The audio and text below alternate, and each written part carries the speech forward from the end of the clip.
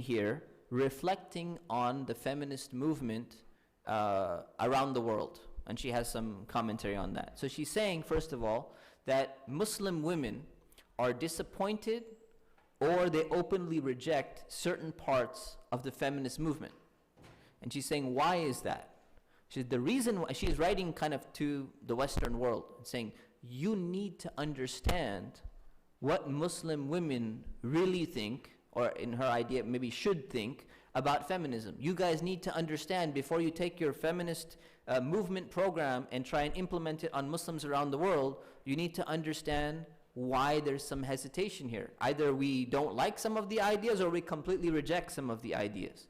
And she says that's because we have an Islamic culture which has social, psychological, and economic culture or traditions built into it. And if you don't take that into consideration, there's going to be a mismatch between these two movements here. So you saw kind of how the movements were. You saw what religion, their perspective on religion, their perspective on Adam and Eve, their perspective on certain things. So now she's going to offer a critique. And she says, the first point we need to understand is that Islam promotes a family system. So the family system in Islam is advocated to the extent that there's supposed to be a large extended family, and family values are supposed to not only be in the nuclear family, not only husband, wife, and kids, but in the extended family. Your parents and your grandparents and your uncles and your aunts and everyone, they matter. There's a very big difference between focusing purely on the nuclear family and focusing on the extended family. And in a Muslim culture or in an Islamic culture, that is going to affect some of the ideas that are coming in there. And she says it's very clear cut from the Quran, from the Hadith, what Islam says about family. So instead of quoting all of that, we'll just talk about that as a point. She says the family system is very different in the works of, or the view of the family system. Even in the feminist thinkers who believe in family, they're still thinking of nuclear family. And they're not so much focusing on the extended family. And then she says that family participation in marriage is something which is encouraged in Islam. So this is interesting. So she says that feminists, they will restrict, they think that family participation in marriage will restrict individual freedoms because someone else is coming and telling you what to do or advising you what to do. But Dr. Faruqi says, no. Dr. Faruqi says that the family participation in marriage is actually advantageous to the individual and it's advantageous to society, assuming you're not part of a dysfunctional family, okay? Assuming your family is not broken and all messed up. So she says, why is that? She says, number one, marriages are going to be based on sounder principles than simply the rule of attraction. Right? So when you're getting interested in marriage, your family is going to give you good advice on what type of person you should be trying to marry. So it's not just between you and that individual. You're going to be thinking that, hey, I have to think what type of person I'm going to marry and how that's going to affect my greater family. It's not just between two people. Right? And that's a good point. Number two, the family will support the new couple.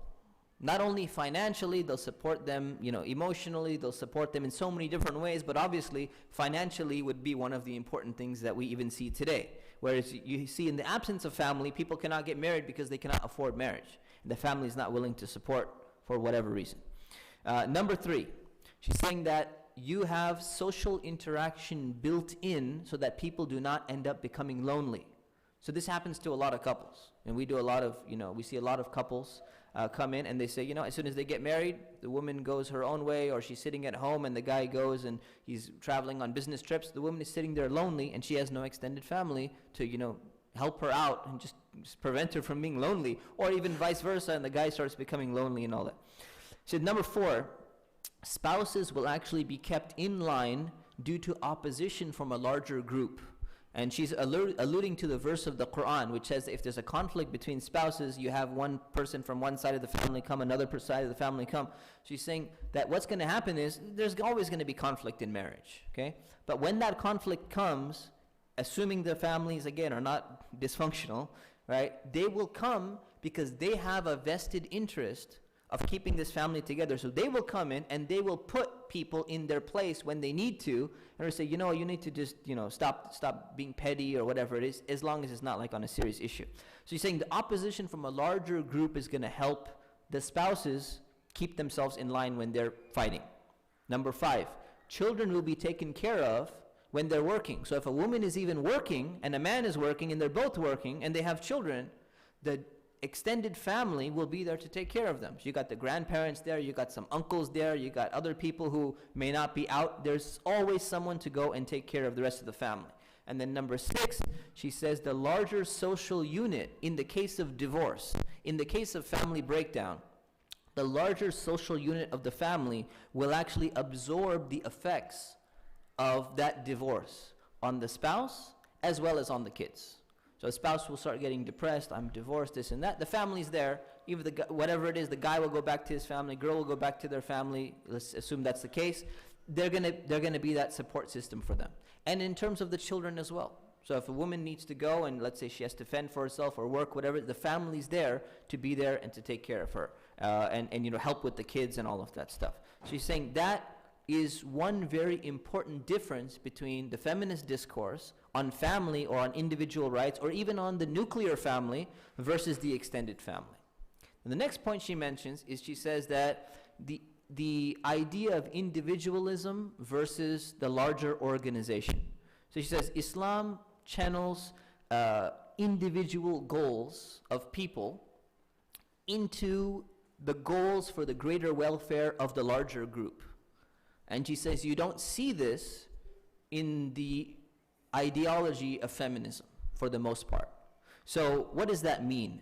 Basically what she's saying is that it's not about individual fulfillment. It's not about what makes me happy and what makes me fulfilled and what brings my success. It's not from an individual context. But instead, Islam takes the individual goals that you may have and they have to be channeled into a greater goal for a family, whether it's a nuclear family or an extended family as a whole. And she's saying what happens is that a female's goals on an individual level, they may be in line with the benefits of the family, or maybe they have to be subordinate to the actual goals of the group. So what she's saying is that from an Islamic perspective, you may have to sacrifice for the benefit of your family, and that is not opposed to fulfillment or fulfilling a particular goal. Whereas in feminism, because the focus is primarily on the individual, why would you sacrifice your individual goals or individual fulfillment for the greater good of the family? There's no sacrifice needed. And of course, it's the same for men. So she's saying that perspective is radically different. And that leads to different conclusions. And then she says that the promotion of individual goals can actually threaten the social interdependence that Islam is trying to bring. Okay, so that's individuals versus the larger family unit organization. Then she says the idea of differentiation of sex roles. Okay, so from this, she's saying that male and females in Islam, they have different roles. And then she just alludes to this and she doesn't really build on it. And she says it is both natural and it's desirable. Right? And if we have time, I'm going to talk about the natural part in the next thinker. If not, we'll just skip him. But she says it's natural and it's desirable. So she's saying two things. One, the fact that there are different roles for men and women, it's the way which human beings are built. And number two, it's actually desirable. Whereas you find, like, for example, the other books, we're talking about how there's disadvantageous traits that women will have. She's saying, no, actually, when you have different roles, we're actually designed to complement one another, and that's something that's good. So she says that the feminine ideal or the feminist ideal is a unisex society where there's a single set of roles and a single set of concerns that are given precedence, and everyone should have the same goals and the same concerns and the same roles. And she says the feminist movement gives preference to traditional male roles of financial support, career success, and decision making.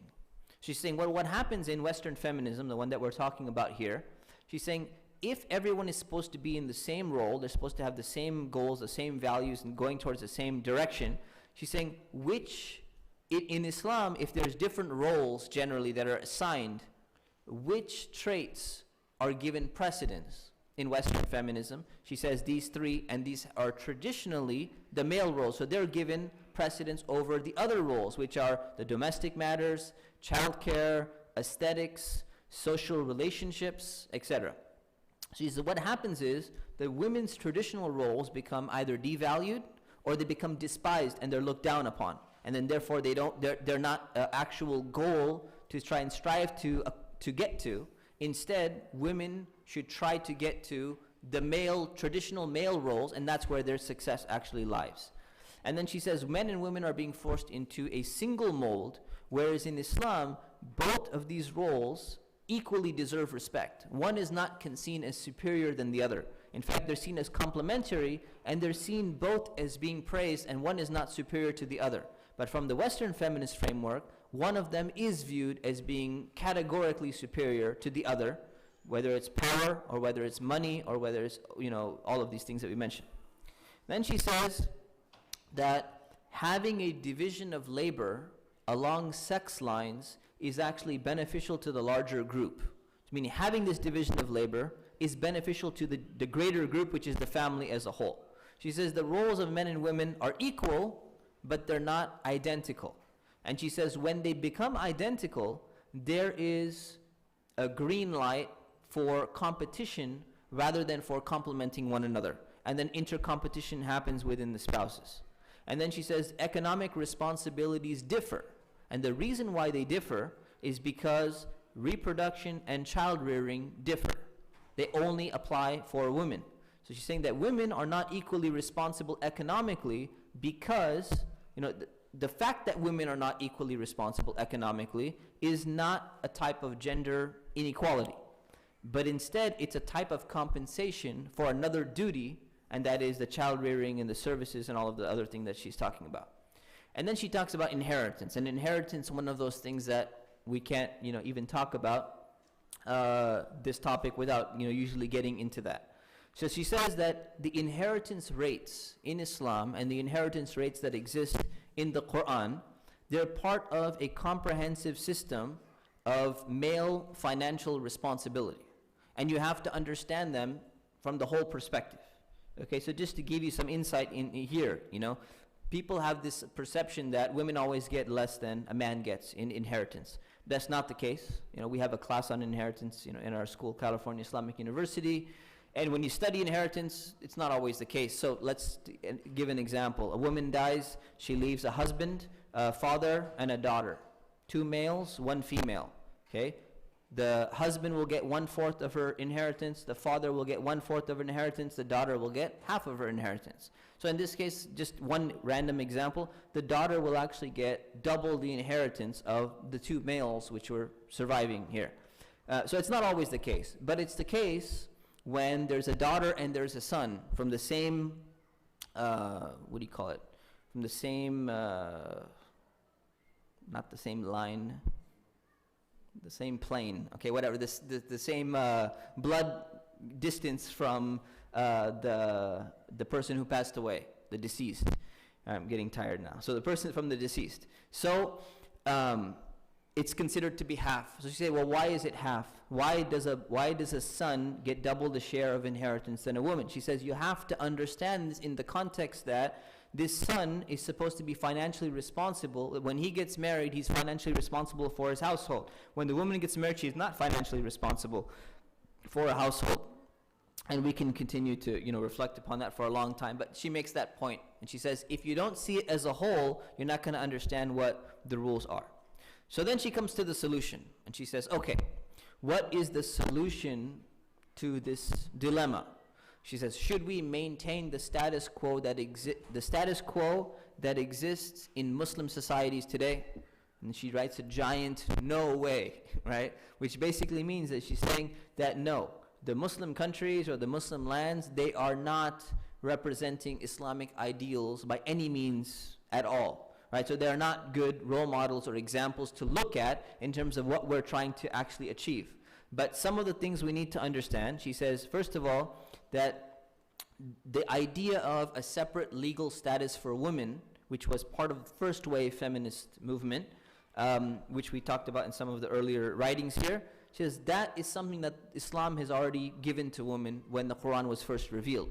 So she has a separate identity, she has the right to own property, she has the right to contract, she has the right to earn. Her marriage does not affect her legal status. If there's a crime, her criminal penalties are equal to the same criminal penalties that exist for a man. All of that stuff has been equal, whereas in Western Europe, where feminism was originating and being developed, it was not the case. So he said we need to go back and we need to understand, first of all, a lot of these ideas, right, were particular to one part of the world, or maybe different parts of the world, but Islam didn't really have that issue. Then she addresses the issue of polygyny or polygamy. We're going to skip that for now because it's going to become very long. And then she gives some tips for women's rights workers. So she says, look, those people who are working for women's rights, here's something you need to keep in mind. She says, Islam gave women many of the first wave rights, first wave feminism. So these things tend to generally be irrelevant for Muslims. So that's one thing we need to understand. And then she says the second thing you need to understand is you need to look at the other goals of the second wave feminism. And third wave is just a reiteration of second wave saying that it has not been achieved. So some goals are diametrically opposed to Islamic values and they should never be accepted and they will never be accepted. So the more you try to implement that on Muslims, they're not going to accept those things which are not part of, part of the Islamic ethos or the Islamic foundational understanding. And then she says that there's an intercultural incompatibility between the idea of feminism and the perception of Islam when it comes to women, their rights, their status, their perspective, and the idea of family. She's saying that feminism was conceived in the West, and the primary goal was to remove the legal impediments that existed in England and in France and in other parts of the world. And she says most of the laws were derived from Christianity, they were derived from a feudal system, and then there was an industrial revolution that took place. Women were needed in the workforce, and according to her, the reason why most of those changes happened, those changes took place, was because of that industrial revolution and the fact that women were needed. It was not just something where people's moral sentiments somehow shifted or changed, but they were actually needed for a particular purpose, and that's why the laws began to change as well. So then she says, what would an Islamic feminism actually look like? She says, feminism has viewed religion as the main opponent of its progress, as you've seen in the story of Adam and Eve and Mary and all of these critiques. And she says, but Islam needs to be viewed as the ally to actually achieve some of the goals that were there. And we should not somehow all of a sudden put Islam, on trial and think that all of a sudden Islam is somehow a problem, the way that Judaism and Christianity was a problem for people who were fighting for women's rights as being part of the feminist movement. And then she mentions another point at the end, and she's just about done here, and she says, feminism should not chauvinistically work for women's interests only. Now, this is a very important point. Feminism should not chauvinistically work for women's interests only, but it should align with the wider interest to support society as a whole.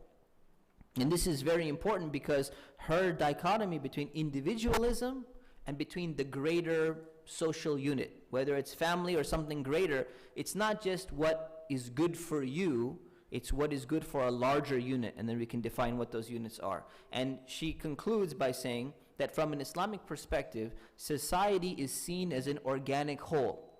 And she's referring to a hadith, which basically says if one part of the ummah is suffering, one part of the community as a whole is in pain or something's going on, the entire body suffers and feels that pain. So she says we need to, rethink the way in which we view things from an individualist perspective, and we look at them from a holistic perspective. So she's basically saying that, in a nutshell, that Islam and feminism is kind of like a Venn diagram. I didn't put one of these slides in here, but it's like there's overlap. And she's saying that overlap, there's some things which are outside in the realm of feminism that are outside the realm of Islam. And then there are things which are overlap. But she's warning people and saying, before we adopt a philosophy like this in toto, completely, we need to be very cognizant of what Islam is teaching, what Islamic values are, and what is the feminist movement actually talking about specifically. All right? So we're running out of time, unfortunately, so I should have prepared better. That's my fault. So I wanted to actually talk about another author who is Professor Tim Winter from Cambridge University. He's a Muslim scholar, he's a sheikh as well. He wrote an article, that picture just looks a little strange, so I put another slide in there. So he wrote an article called Boys Will Be Boys, Gender Identity Issues. And this is a really interesting article. The summary of this article basically is that there was a woman by the name of Germaine Greer. Anyone read Germaine Greer? Nobody? Okay, so she wrote a book called The Female Eunuch, Eunuch, in 1969. Anyone know what a eunuch is? Am I pronouncing it correctly? Someone who's castrated. A eunuch, yeah. Eunuch? Eunuch, yeah. The female, someone who's castrated. So she's basically saying that, females are, kind of, society has basically castrated women to become subservient and to become sexless. And then she defines what that is. But what's really interesting, so I'm going to summarize real quick what his thing is. Otherwise, I could go for another hour or two. She wrote that in 1969. In 1999, she wrote another book called The Whole Woman, and she's a very, very important woman in the feminist movement in the 60s. She wrote a book called The Whole Woman in 1999, where she critiqued her former self, and she says, 30 years ago, I've been propounding these ideas, and you know what? We were mistaken about one particular thing, and that is the idea of equality feminism. There's something instead called difference feminism, where we need to acknowledge and accept that men and women now are proven biologically, proven neurologically to be different from males. And people in the past didn't know that. Freud did not have the science and the technology to figure that out. Marx did not have the science and technology to figure that out. When David Hume and Thomas Paine were writing about egalitarianism, they did not have the understanding to figure that out in terms of conclusively prove it. And she's saying, now we've proved it. So we need to change our discourse and our understanding of what feminism is.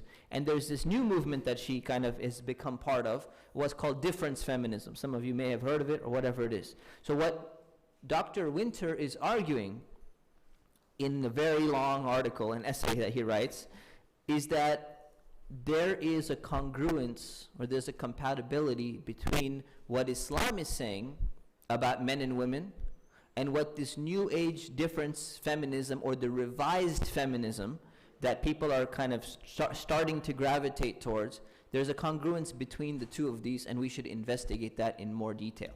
Okay? So maybe we can have a seminar on this someday, because it's definitely longer, but open it up for a few questions, inshallah ta'ala. Yes, bismillah. Can you give the years for the two Islamic articles when they came out?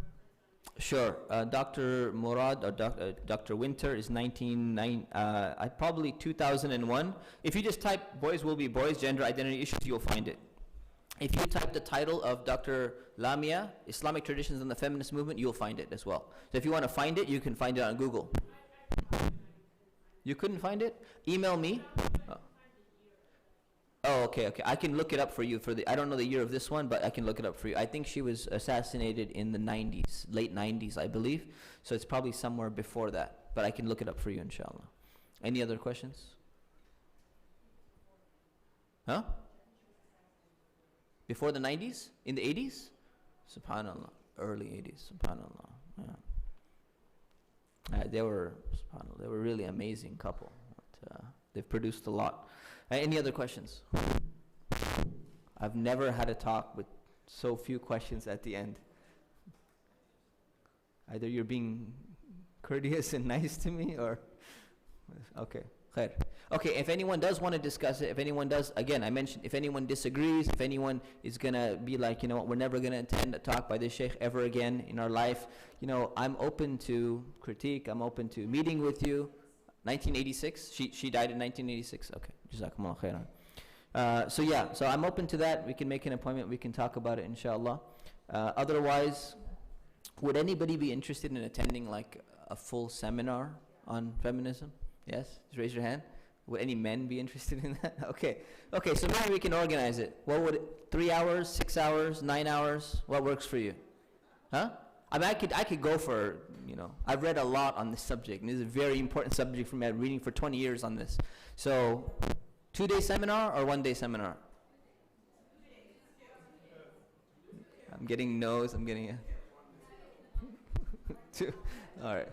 What happens is people don't make it past the first day, and then the second day is empty. So, inshallah, we'll organize a 1-day seminar on this, inshallah ta'ala. All right? May Allah subhanahu wa ta'ala help us to understand what is correct and true, and help guide us towards that. Ameen. Subhanakallahumma bihamdik, nastaghfirukallah wa natubu ilayk. Assalamu alaikum wa rahmatullahi wa barakatuh.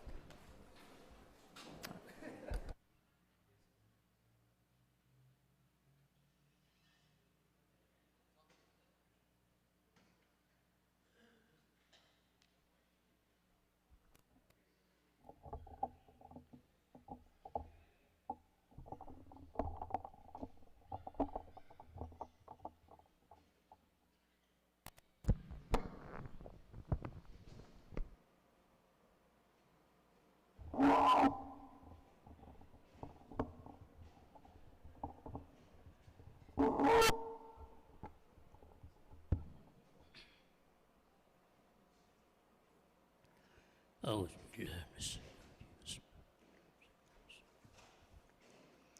الله أكبر الله أكبر